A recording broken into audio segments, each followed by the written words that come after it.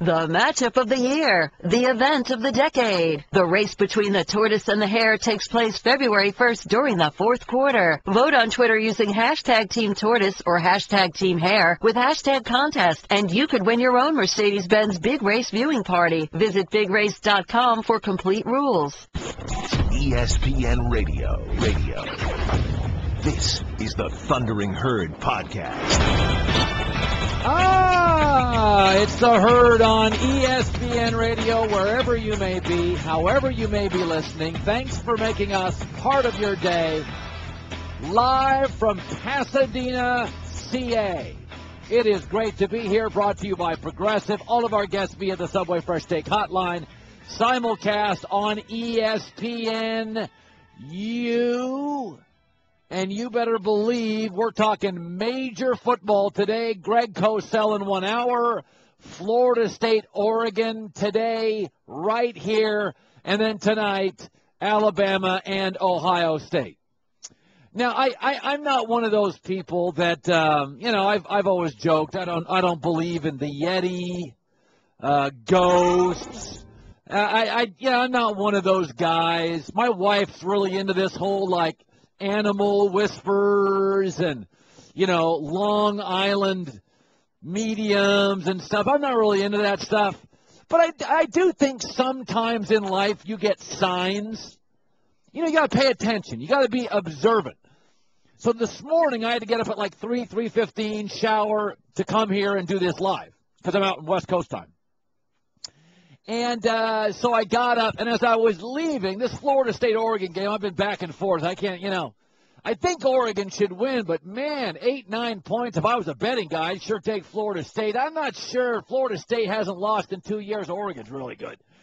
And then I filled up my coffee, and I looked at the cup, and it's Oregon's logo.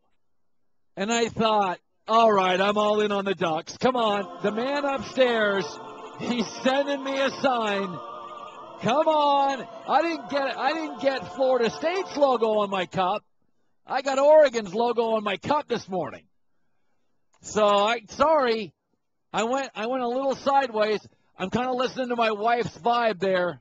I'm going Oregon. In 30 years, 25 years doing this, one of the things we know about life is things change.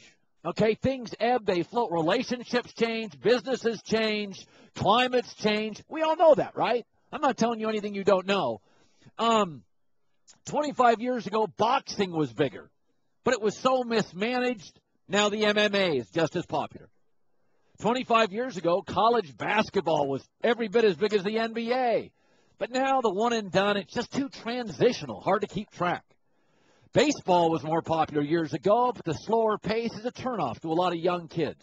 Tennis used to be big, but then we had Jimmy Connors and Mack and Agassi and all these domestic stars, and we don't anymore. Right now, college football, it used to be regional 20 years ago. It was really regional. You cared about your team and your region. Not anymore. Today is the biggest day in the history of college football. There's 3 reasons it's grown. Number 1, it's connected to the NFL. And right now, whether you're a TV network or a sport, if you're connected to the NFL, it's pulling you up. Number 2, we've become more of a betting-centric society. And people in this country, the one sport we bet football. We bet pro, we bet college, we bet football. There's casinos everywhere. There's lotteries everywhere. We bet, and we bet football. And number 3, today, the playoff. So this will be the beginning, and we've already seen it early ratings. College football is now cemented, absolutely and definitively, as the number 2 sport in this country. Speaking of my wife, she always had this saying when I first met her. 3 words. Set the tone. That was kind of funny, but now I think about it all the time. If you're going to go out on a date that night, she says, if we're going to go out for a date tonight, you got to set the tone. You got to send a text during the day. You're thinking of me. You got to set the tone. I'm working with the kids all day. You got to set the tone. So I'm a big believer in that now. I've heard her say that so many times. over the last, 6, 7 years, I'm kind of a set the tone. And you see this a lot in the bowl season. When a team doesn't get the bowl they like,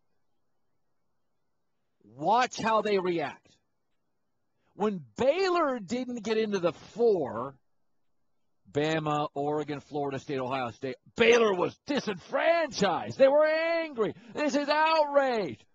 Let's see how Baylor plays. They sent a message. We don't want to be where we're at. But what did TCU do? When TCU didn't get in to the Final Four, do you remember how they acted? It's just an honor to be here. We're certainly glad you considered us. We're very proud of what we've accomplished, and we hope to prove you guys were wrong.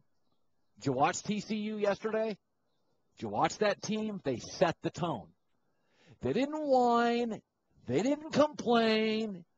They didn't go to ESPN. Gary Patterson, first class, came out and said, well, we gave it everything we had. We can't control it.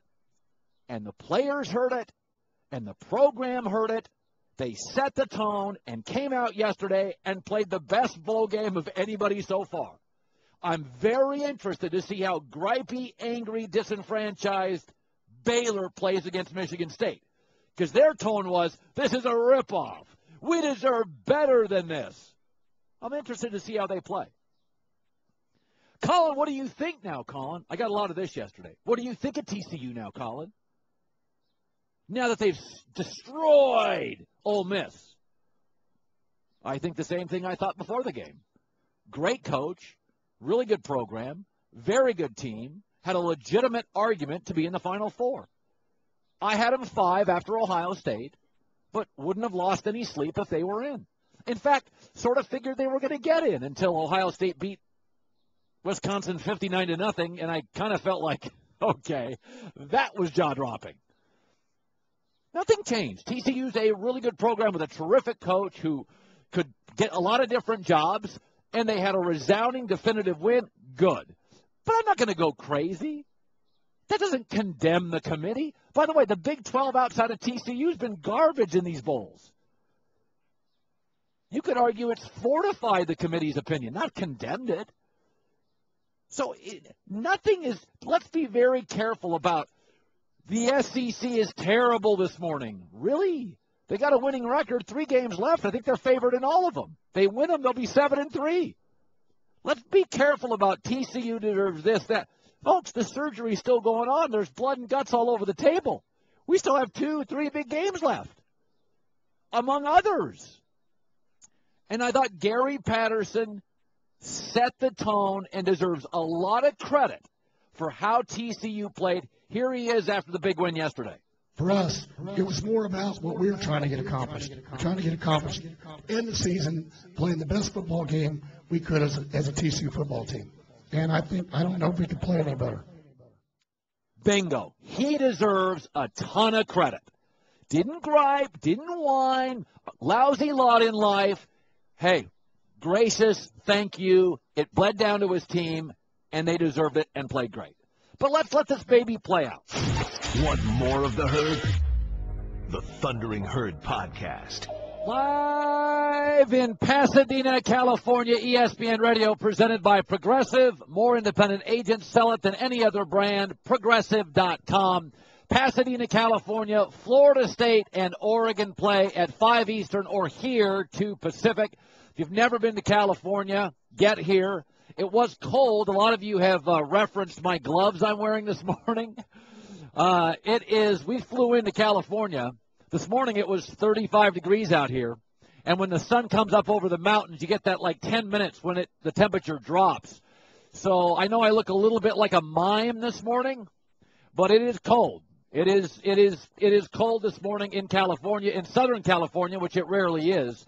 They've been in a drought for about 5 years. They got rain 2 days ago. We flew into heavy rain, heavy wind, had to fly out over the Pacific, come back in. That's the opposite of how you generally land at LAX. So it's just been kind of different. It's actually a huge relief to get some cold, to get some rain. Southern California Really, really agriculturally, they needed it. Every lawn in town needed it. So good for them. It's going to be cool and crisp, about 60 degrees for Florida State and Oregon. We've also got 7 NFL jobs open. I think the Niners is the best job. Atlanta's the second best. But I think you got these Chicago jobs and the Jets jobs. They're all sort of the same. I think they're all sort of the same. The 2 worst jobs in the NFL now, Washington and Cleveland. Outside of that, I even think Oakland's on an upturn. Let's go. So I'm getting a lot of emails this morning. I'm not a germaphobe, okay? It's not that. It's cold. I'm not a mime or a germaphobe, okay? So let's go to Jesse Palmer. He called the Orange Bowl last night. The SEC had one of their teams get smoked. So I said, Jesse, I think the SEC's great, but I said all year their quarterback play stinks. The Pac-12 quarterback play is unbelievable. And has the SEC been partially exposed after not as good as they usually are? I don't think they were really exposed. I do think, obviously, that there were some statement losses, obviously, in the big New Year's Six games yesterday by Ole Miss and, obviously, Mississippi State as well. I think heading into the season at the quarterback position, we understood there was a lot of attrition when A.J. McCarron and Johnny Manziel and some of these guys moved on to the National Football League. But, you know, top to bottom, I still think it's the best conference in college football. Bowl games, obviously, are tough, I think, for head coaches to always kind of gauge where their players' heads are at. Not the times guys are thinking about the National Football League, and a lot of guys tap out and they kind of treat them as a vacation. But you know, for whatever it's worth, I mean, those were statement wins by the other team yesterday, and what started off to be a good bowl season for the SEC quickly now has become very, very troubling and very concerning. And I think you have to give these other teams a lot of credit. You know, Jesse, I'm getting a lot of this morning. What do you think about TCU now? And my reaction is, well, I think the same thing I thought before they played. I think it's a really well-coached team.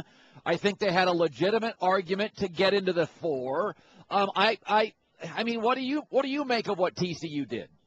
Colin, to me, that was the statement win of any bowl game we've seen so far. And it was a statement to the college football selection committee, playoff selection committee, that they should have gotten in. And, you know, I just talked about all these different things that distract players. And sometimes, you know, if you're Hugh Freeze, you don't know where your head's team's at, but you can throw all that away. Ole Miss got pounded by TCU. Any way you look at that, that was such a dominant performance. Boy can turn the football over 3 times, and they still put up a ton of points. I mean, the way the defense played, it was remarkable. And I'll tell you what, you get a win like that late in the year, when you consider everything TCU has coming back next season, TCU should be the preseason #1 team next season, I think. After a win like that, with all the talent they have coming back, and I know that that's not going to heal any wounds for TCU fans that were hoping to make it to the college football playoff this year, but to me, that was kind of the wow moment so far this postseason. Jesse Palmer, the Herd on ESPN Radio. I'm in Pasadena. I've got Oregon, Florida State today. And I said this yesterday. You can make arguments for both teams, Jesse, but Oregon destroyed teams in a better conference. Florida State struggled with everybody. Man, it's hard for me to think Oregon's not going to win, but there's something deep inside me that thinks Florida State, time to prepare, NFL bodies, Jameis Winston, been here before. How do you see it? Yeah, you know, I'm with you on that, too. Since Jameis Winston's played quarterback at Florida State, we've just never seen them lose. They've come close, but they always find ways. And what I think is interesting is for the first time in Jameis Winston's college career, he's not the best quarterback on the field.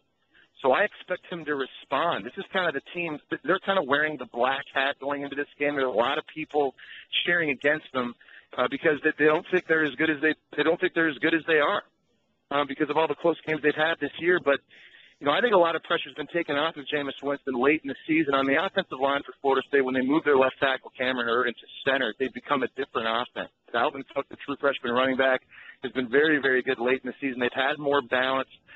And I really expect Jameis Winston to play extremely well in this game. I know everyone's talking about no Ifo Olumu in the back end for Oregon. They're expecting Jameis Winston to just come out throwing the football. But I think Florida State can be physical up front.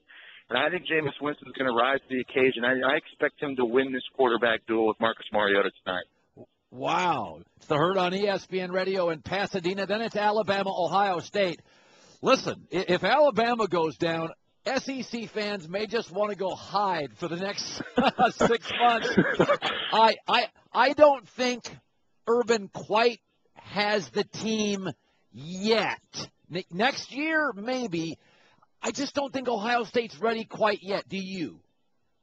I don't think they're ready quite yet either right now. And, I think what maybe happened to Ole Miss in the Peach Bowl and what happened last night to Mississippi State in the Orange Bowl, that may have been a good wake-up call for Nick Saban in Alabama, not just to roll the SEC helmet out on the field down in New Orleans and just expect to walk away with the victory. Now, one thing we know, mobile quarterbacks in the past, whether it was Tim Tebow, Johnny Manziel, Cam Newton, Nick Marshall, they've given Alabama's defenses trouble. And Cardell Jones at 6'5", 250 has running ability, and he can extend plays.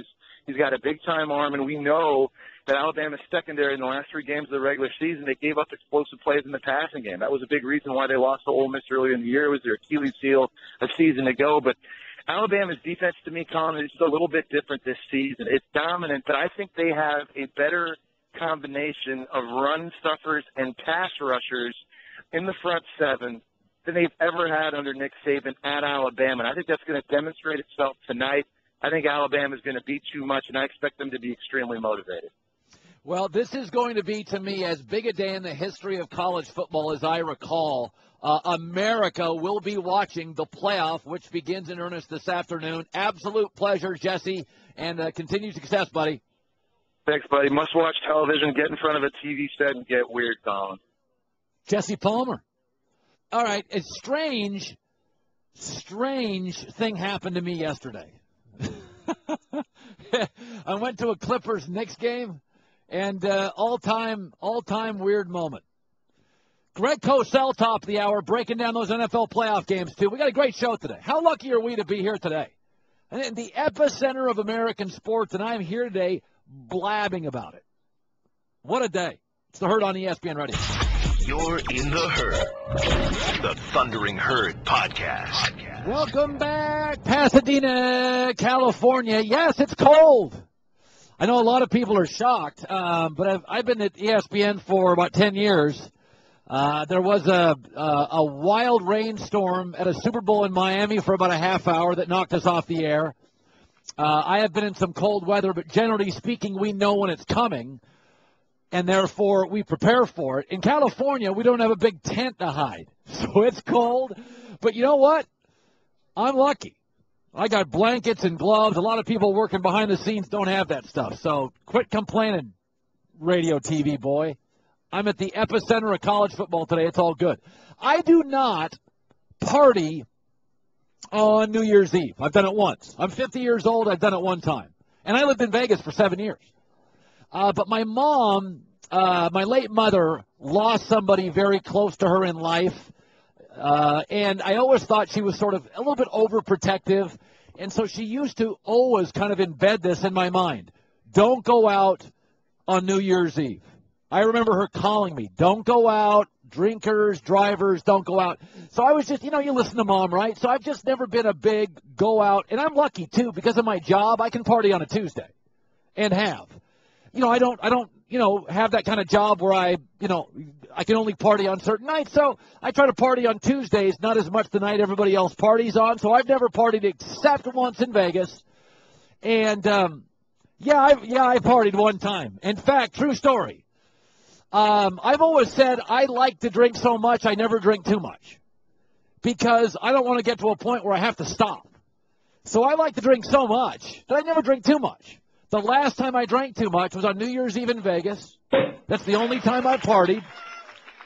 I remember what happened. I barfed into a bag of women's underwear driving a convertible RX-7 down Paradise Avenue.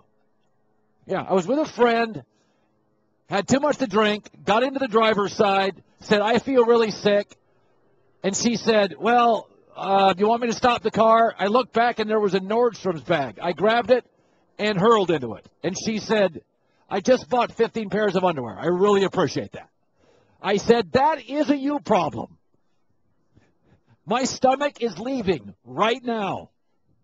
So that was the last time I had too much to drink. Good to be with you today. I had the strangest thing happen to me last night. It's just the craziest thing.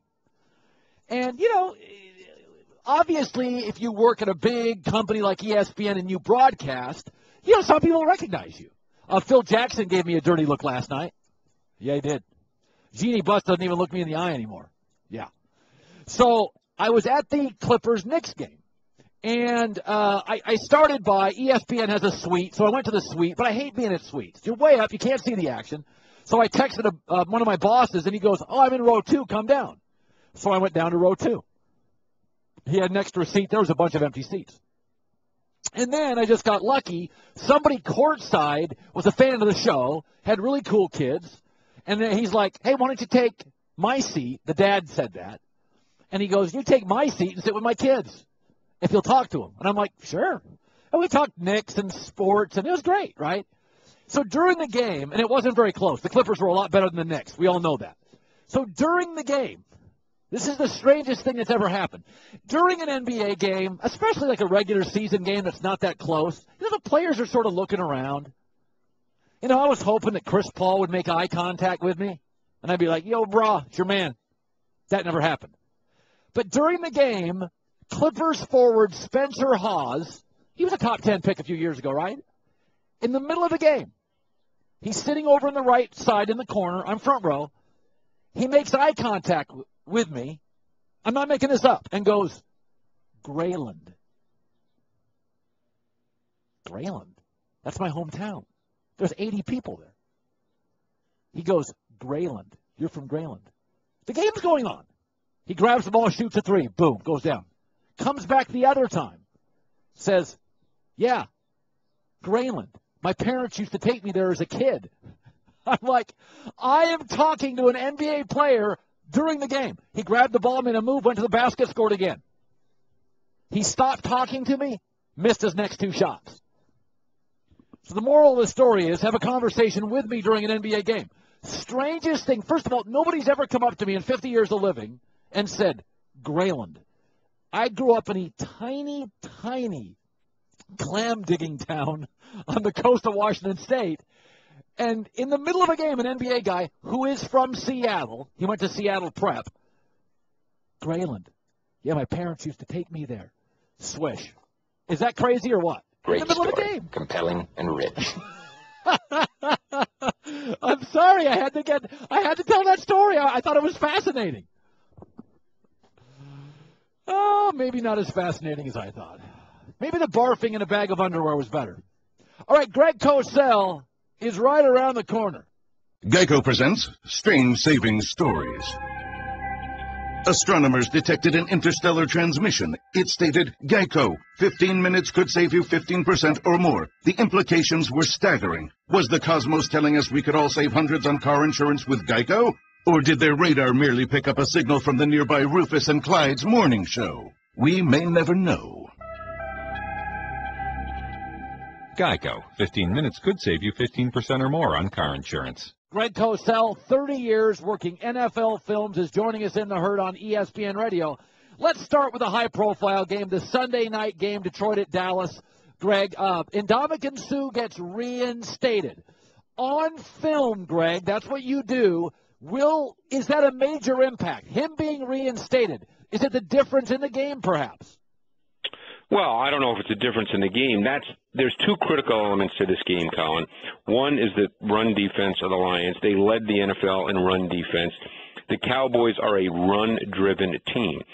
No team runs the ball more on first down than the Cowboys. Almost 70% of their first down snaps, they run the football. That's where their offense starts. And then the other side of the ball, because the Lions basically can't run it at all, Matthew Stafford has to be really on top of his game. The Cowboys are not a tactically mysterious defense. So you know what you're going to get. They don't have a great pass rush, although the Lions' O-line is not really athletic and not that good. But Stafford has to have a really good game, and they have to stop the run on the defensive side of the ball.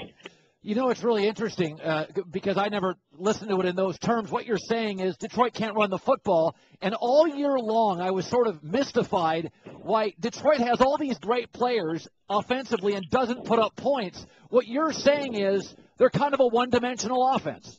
They are a one-dimensional offense, and those teams are easier to defend.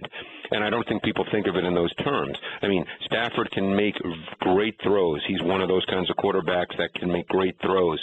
He doesn't turn the ball over the way people think he does. He only threw 12 picks. He throws a lot of incompletions in given games, but that's different than throwing picks. But they are a truly one-dimensional offense without a great pass-protecting O-line. Yeah, so it seems like on film, Dallas feels like, to you, a better football team. Yeah, but again, I think Dallas, and it's easy to look at the last 4 games and the 40-plus, or whatever they scored, but I think Dallas's defense can be had, but, again, it's not easy, but you can throw the ball against Dallas. Now, can you protect, number one, and then can you make the throws, and Stafford can be erratic. Greg Cosell joining us. Pittsburgh-Baltimore is interesting to me because I said about 2 months ago, I really thought Baltimore became an interesting team. They started running the football. They were protecting at a very high level Joe Flacco. He was staying upright and having a good year. Le'Veon Bell for Pittsburgh is if he plays, the running back for the Steelers. I'm hearing a lot of people say if he plays, you like Pittsburgh. If he doesn't, they don't. How special is he? On film, what does he do that others don't? Oh, I love Bell. In fact, I think he's the best back in the league. But I think he's a really good runner, and there's no other back in this league who's as good a pass receiver as a true foundation back. And he allows them to play empty sets where there's no backs in the backfield. Roethlisberger's been in empty sets more than any other quarterback in the league. And Ben likes that. He gets his weapons on the field. It spreads it out. And that's one reason why I think whether Roethlisberger plays or not, whether a Bell plays or not, I think you're going to see the Steelers do some no huddle, try to up the tempo a little bit, try to minimize the impact of Doomerville and Suggs, which no huddle often minimizes pass rush. So I think that's one way for the Steelers to play in this game. Maybe not every snap, but I think it'll be a part of their game plan. Pittsburgh's been inconsistent this year, Greg. On film, why? When they're bad, what happens? They've had a couple of games here and there. They had a bad game against the Jets, but in all honesty, I think Rex Ryan does that to a lot of people. He did it to Peyton Manning. He did it to Tom Brady. So, I think the inconsistency to me has been a little bit overplayed. I think for the most part, I would argue Roethlisberger's had his best year as an NFL quarterback, and what really stands out when you watch him is how much less he moves. He's playing the game from the pocket now. So what's happened is his intelligence and his ability to understand, process, and isolate is at its highest level. And once you get to that level, you don't have to move as much, Colin, because you know where to throw the football. You have a game in Cincinnati and Indianapolis, and my takeaway would be Cincinnati's got the better roster, Indy's got the better quarterback. There has been growing questions about Andrew Luck's pick sixes and mistakes. You have largely defended him because he's an aggressive quarterback. But he also has made, a pick six is a pick six, Greg. Take Andrew Luck last year. Take Andrew Luck today. Has he grown? Does he still make the same mistakes? Where are you judging him and grading him now? Well, I think he's a really good player. I think he does make some mistakes that you'd rather not make, but I think you have to look at the overview of their team. When you really look at the Colts, they're really not that good a team, okay? They've got a below-average O-line and certainly a below-average pass-protecting O-line. They have no run game. And defensively, their front seven has major holes. They don't have a pass rusher. They're able to play man-to-man because of Greg Toller and Vontae Davis, which helps. But they're not really that good a team. So now you have a quarterback that every week has to go out and put up big points in order for them to compete and get to the playoffs, which they're in. So he's in a really difficult situation. He's almost in the worst situation you can be in as a quarterback. Wow. Speaking of quarterbacks, Phillip Rivers has a year left in San Diego. And this happens all the time in sports and probably in politics. If you don't have the support system, it damages or punctures your legacy. Phillip Rivers works for an organization that fired a 14-2 head coach, Marty Schottenheimer. When you look at film, do you consider Phillip Rivers upper elite class?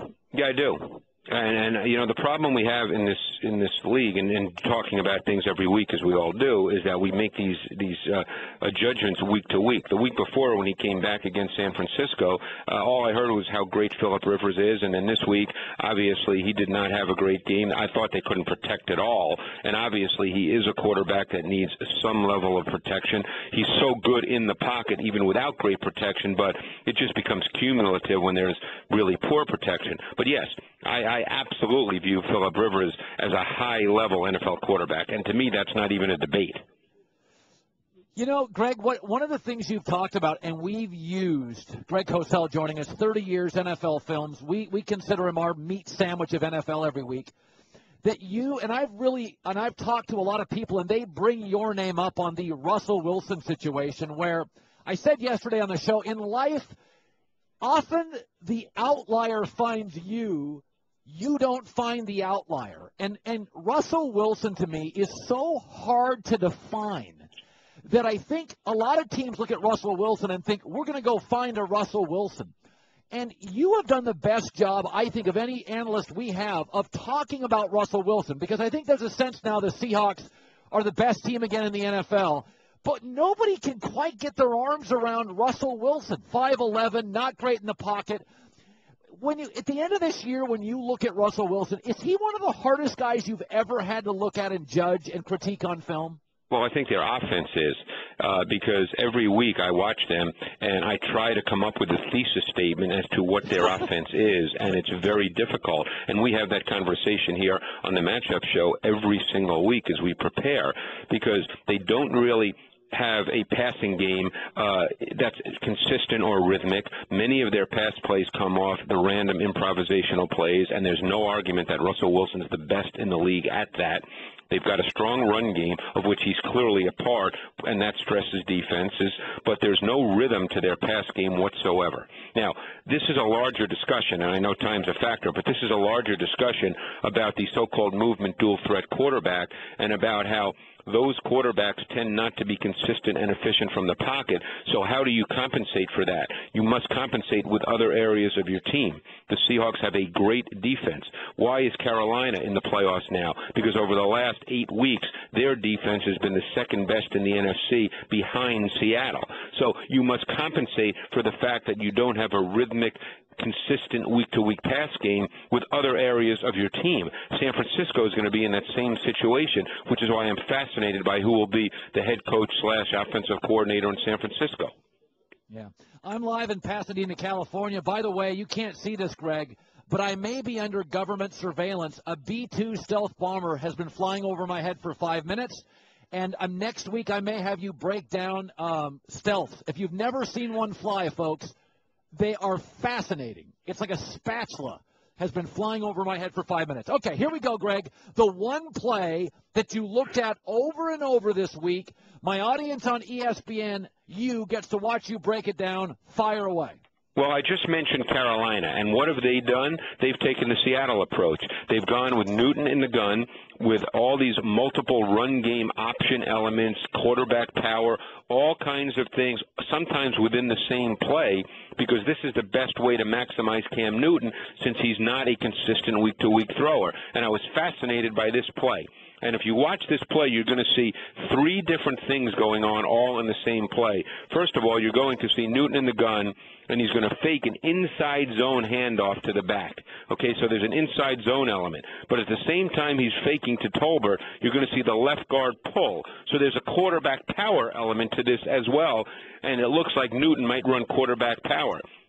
And then you have Philly Brown, the Ohio State receiver, coming around, and there's a reverse element now that gets added to this, and this was 3rd and 1. So you get 28 yards on 3rd and 1 with 3 run game concepts all in the same play. You get the inside zone run, you get quarterback power, and then you get the reverse.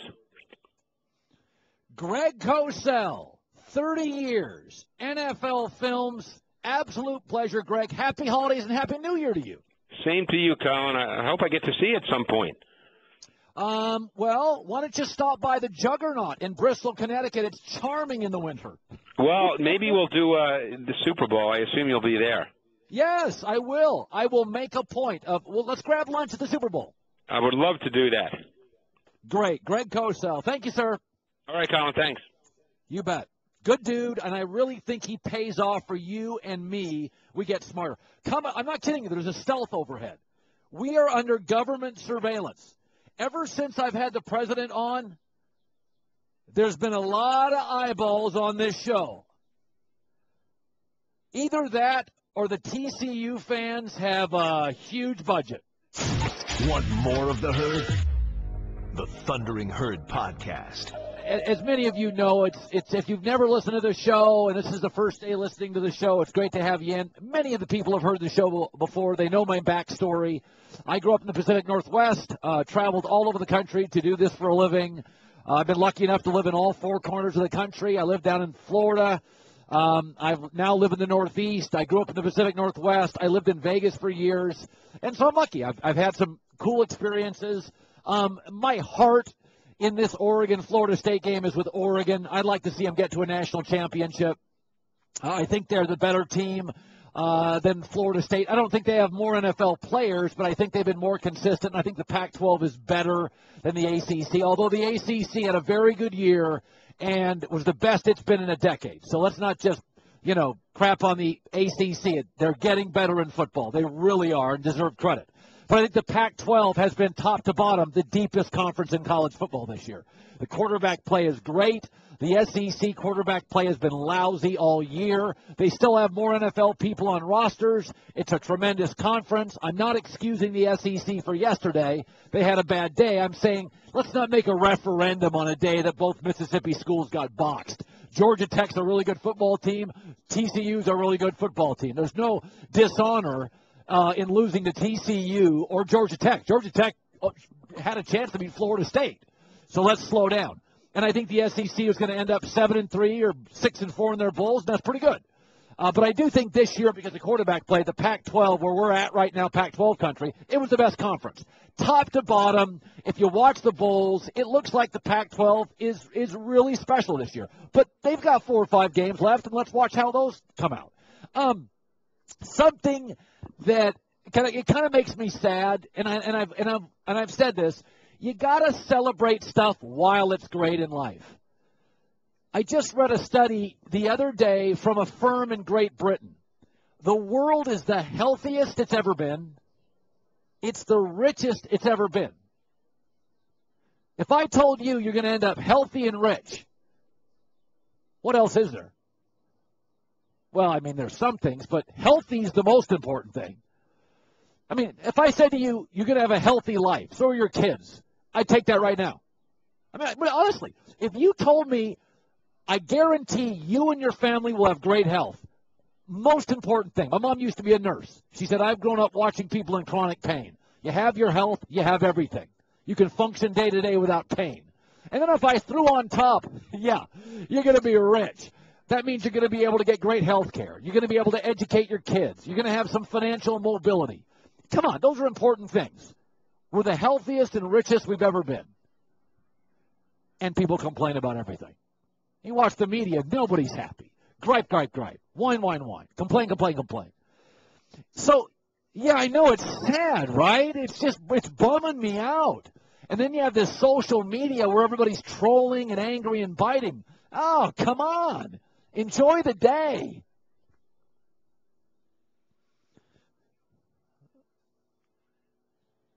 You're bumming me out back there. That music's sad. All right, let's make it less sad. So, LeBron James missed his second straight game, soreness in his left knee. And, folks, we've seen the best of him. No, that doesn't mean he's bad. But he's peaked, and now he's going down.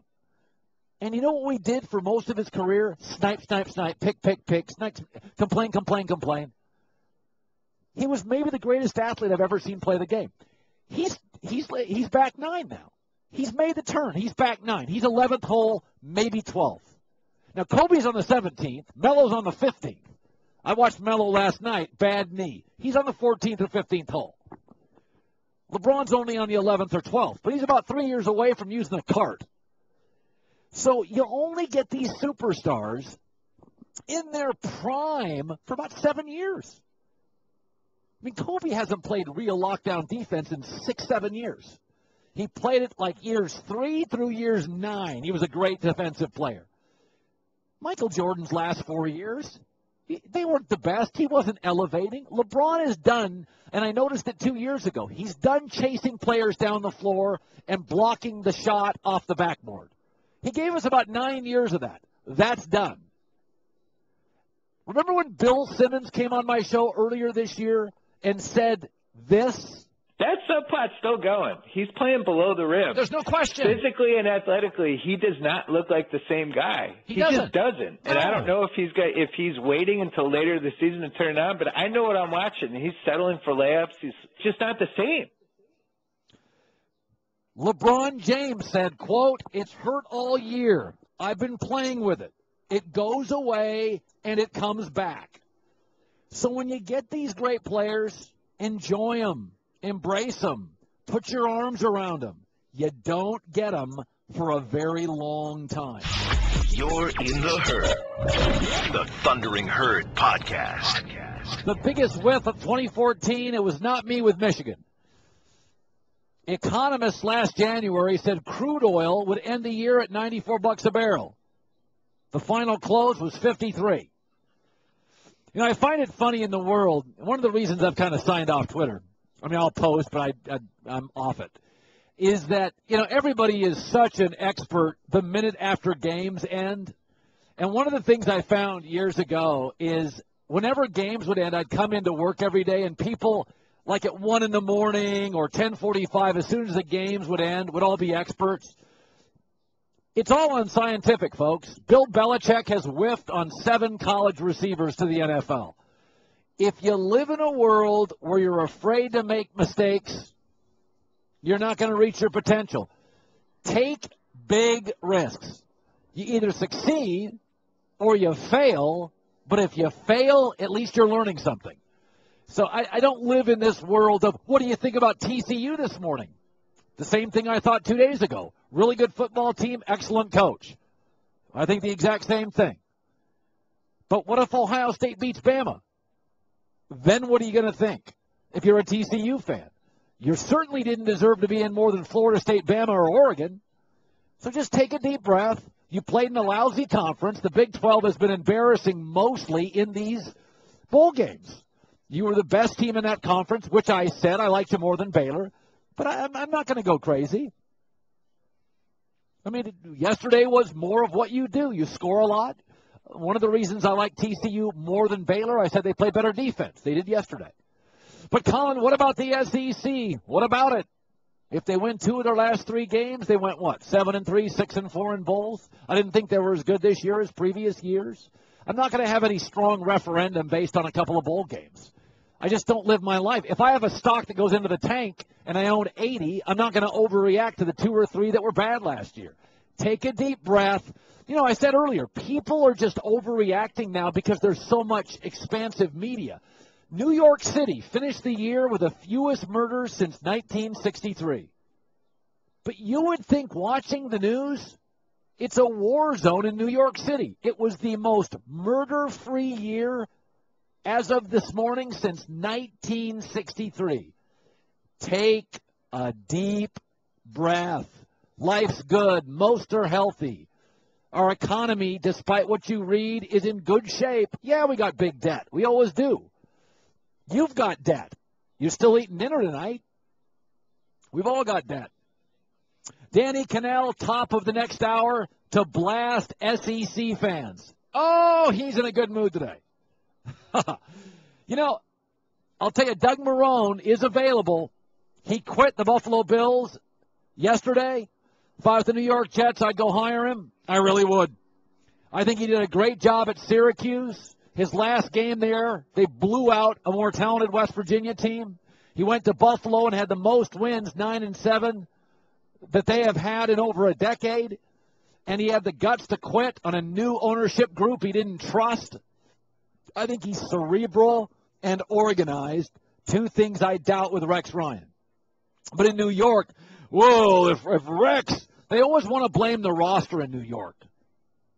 Stop blaming the roster. Blame Rex. It's like blaming the shirt because it doesn't fit right. Maybe you're fat. Stop blaming the shirt. Everybody wants to blame the Jets roster. The Jets roster, the last 4 times they played New England, could have gone 4-0. And if they had a decent quarterback, they would have gone 4-0. They went 1-3 and had 3 nail-biting losses. Nobody in football has played the Patriots that well. They've got players. They have talent. They just need a more organized head coach who has a better understanding and sense of the offensive side of the football. They were bad with time management, Rex issue. They weren't very organized, Rex issue. They gave away games this year, Rex issue.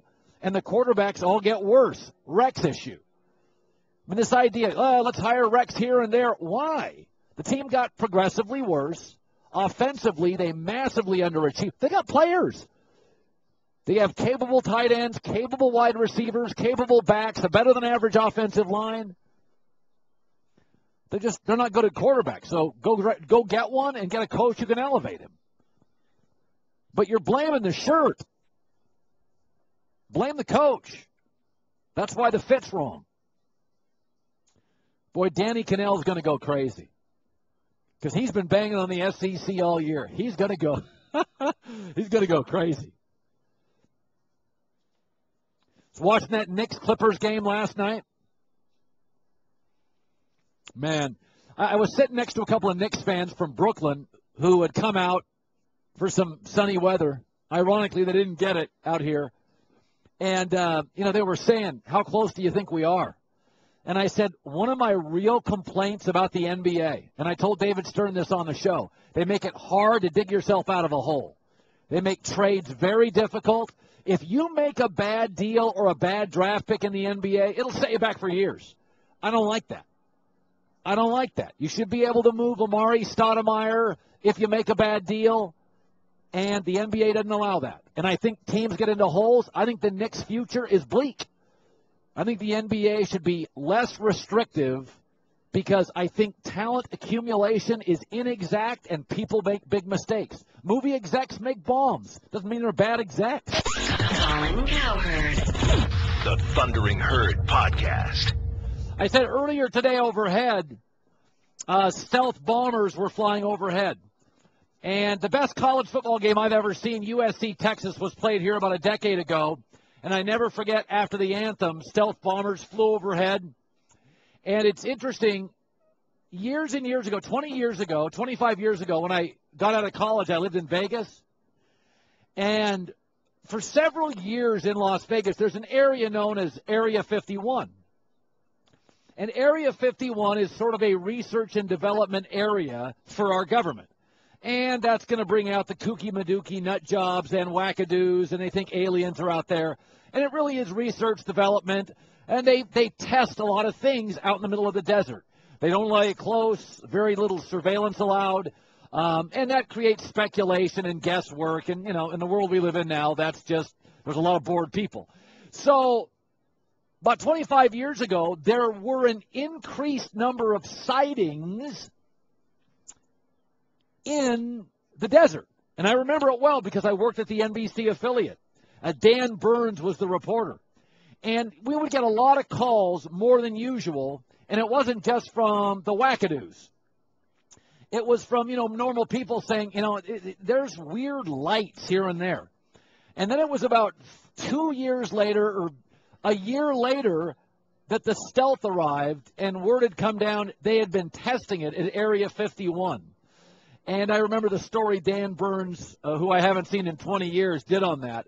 So there's a spot in my heart for the stealth because, first of all, I've always sort of been fascinated with the military operations, and I've been fascinated with aircraft and aviation. And so whenever I see the stealth, I think of USC, Texas. I think of my old halcyon days in Las Vegas television, my first job out of college. And the stealth will be flying overhead tonight at the Rose Bowl as Oregon takes on Florida State. I told you I woke up this morning, and it was a sign from the man upstairs.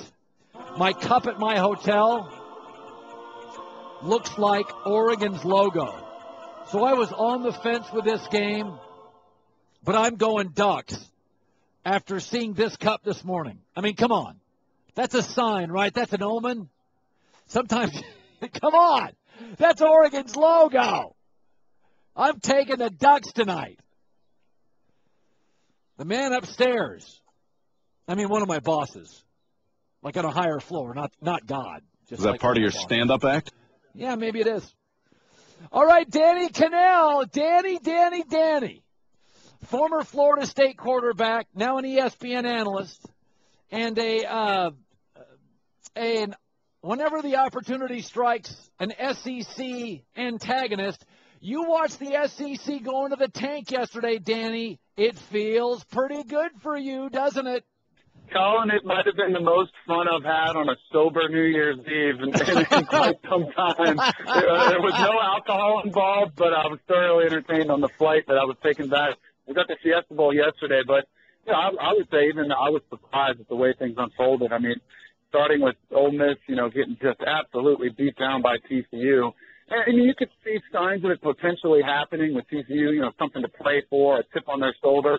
But I would have never thought it would have ended in that fashion. And then, with Mississippi State, Georgia Tech in the Orange Bowl, that game I thought was going to be a physical, smash them out, drag them out fight to the end. And Georgia Tech they came out there with that triple option attack and really took it to them. The thing that was probably most impressive to me and what really was the statement made by the Big 12 and TCU and by the ACC and Georgia Tech is that physically they went toe-to-toe and even dominated both those games. So that, to me, was a big statement for some of these other conferences, to say, hey, we can go against the SEC just as good as anybody. And, working around the country and talking to a lot of coaches, it's funny because I promise you, Colin, I'm not an SEC hater, but I really do enjoy when I talk to other coaches.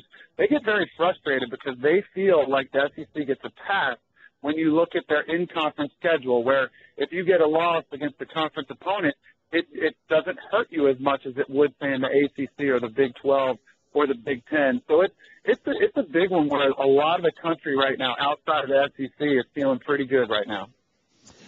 Okay, Florida State, where you went, in Oregon. Listen, I spent a long time in Portland. It's one of my favorite places in the world. You're a Florida State guy, but we both also, I think, reasonably know, this is a big stage. It's going to be a good game. I'll take the Oregon side for a second. I watched, in what I believe is a slightly inferior conference, Florida State struggle with everybody. They couldn't stop the run against mediocre offenses. How are they going to stop Oregon's run game? Colin, I think you've nailed it because I'm not worried about Florida State's scoring points because Oregon's defense isn't a lot to talk about either. But I do have major concerns with Florida State stopping Oregon and Marcus Mariota and company. And Royce Freeman, their freshman running back, is just a sensational back. And when you put him back there with Mariota in the backfield and you have to make a decision on that zone read, who's going to take it, it's just so tough to stop. And, Mariota gets the ball out of his hands so quickly. And this is a game where Florida State, they've been able to flip that switch when they're down 14 or 21. They get behind. And this is a game where if that becomes a situation, you try to flip that switch on, it's not going to come on because you're not going to be able to catch up. Oregon has closeout ability, as we've seen them do the second half of this season. I really feel Oregon is the best team in the country the second half of the season. After that Arizona loss, they started getting healthy, got the offensive line back together.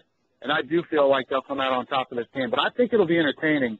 I think it'll be, a fourth-quarter game. But ultimately, Oregon's ability to close it out in the end and not give Florida State that last possession to come down and score, that'll be the difference. A lot of people are saying this morning, TCU proved that the committee's incompetent. And I don't think it proved that. Because the Big 12 outside of TCU has been a wreck.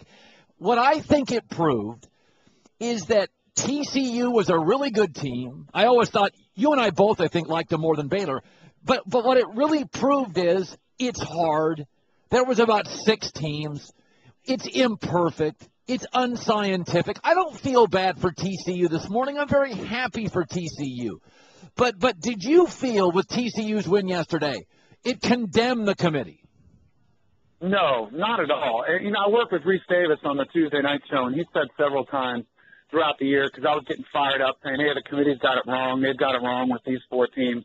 every Tuesday we get the release, and he'd always say, there is no right answer. And I think that's probably what yesterday showed. And there are going to be teams. I mean, if you put any of the teams in the top 10 or 12 even, there's a chance they could knock off one or two. Yes. It's just there's a lot more parity now in college football, and you can see teams, and especially now this year. Alabama and Oregon have proven to be slightly better, and they've sort of separated themselves from the field. But it's not like they're elite, where they're unbeatable and they're the two best teams and nobody else deserves to be there. There are plenty of teams. You go down the list. Even like a Michigan State, who knows how they'll do against Baylor today. But if they win that game, they're a team that could stack up with anybody. You go down, and there's teams that can play there. It's all about, getting that shot. And that's why I feel it should be conference champs. And I feel firmly that should be something that should be a prerequisite to get into to the playoffs, that you have to earn it. Because if you just try to sit back subjectively and judge these teams by style points and game control and all that, it's almost impossible. Well, let's not get too crazy bashing the SEC. They could win their next 3 and go 7-3, but I agree with you. It is closer than it's ever been. The no huddles taking away the dominating defenses all over college football. Danny Kanell, enjoy the game, buddy. Thanks for coming on the Herd. You got it, Colin. Let's warm it up out here in Cali, though. It's a little bit chilly out. We need that sun to come out soon. I know. You might as well just schedule this thing for Rochester, Minnesota. We had no idea we were going to the North Country. Thanks, man. Thanks, Colin. Danny Kanell dropped by today. Jesse Palmer earlier. Greg Cosell, Darren Woodson. We're in Pasadena. ESPN Radio presented by Progressive. Test drive snapshot, even if you have insurance with another company. See how much you can save before you switch. What a day. And, yeah, it's cold in Cali. Not going to lie. Wearing gloves. I'm not a mime. And these are not sunglasses either. They're Progressives. They just get dark when it's sunny out. I'm giving you all my wardrobe tips today. It's a cold one. That is, I've been doing live remotes. I've been in radio 20 years, so I've done plenty of live remotes. The first 2 hours of this show were the coldest remote I've ever done. It's getting better now. It's going to be about 60 degrees today. Going to be about 60 in California. Helicopters, stealth overhead. Pasadena is it's my favorite place in the country. Of all the places I go for bowl games, it's my favorite. It feels small and collegiate, a lot of great restaurants, a great park. You can walk around big, wide streets. And the Rose Bowl, I tell people this all the time. I've been lucky enough to go to almost outside of the Kentucky Derby, every major sporting event in this country. I've even gone to Wimbledon over in the UK. The Rose Bowl is the best stadium I've ever been to for a big game. And I love when people get to go to the Rose Bowl that have never been to the Rose Bowl. It's fantastic. It's just fantastic. It will be a beautiful afternoon, crisp blue skies, stealth overhead, and my gut feeling, Oregon beats Florida State in a really interesting football game. Check out The Herd with Colin Cowherd weekdays from 10 a.m. to 1 p.m. Eastern on ESPN Radio, ESPNradio.com, and on ESPNU. The Thundering Herd Podcast.